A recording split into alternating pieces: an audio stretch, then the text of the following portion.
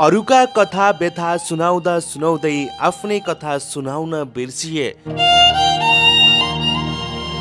हो दर्शकबिन उनै भोजराज थापा जो गरिब र दुखीको लागि भगवान बने।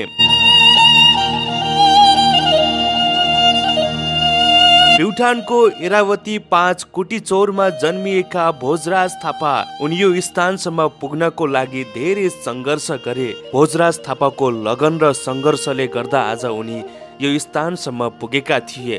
त्यसो त भोजराज थापाले दुखी र गरिबहरूका कथाहरूलाई सामाजिक सञ्जालमा ल्याउने गर्छन् र उनीहरूलाई आफूबाट हुने सहयोग गर्ने गर्छन्। उनी भोजराज थापा जसले गरिब र दुखीका स्टोरीहरू सामाजिक सञ्जालमा पोखे तर आफ्नो स्टोरी भने मनभित्रै लुकाएर राखेका थिए।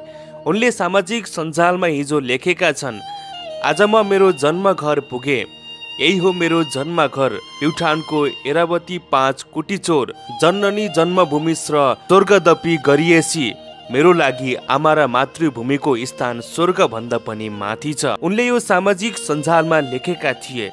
हिजो मात्रै उनी आफ्नो जन्मघर पुगेका थिए। त्यसो त अहिले भोजराज थापाले सायद नचिन्ने कमै होलान्।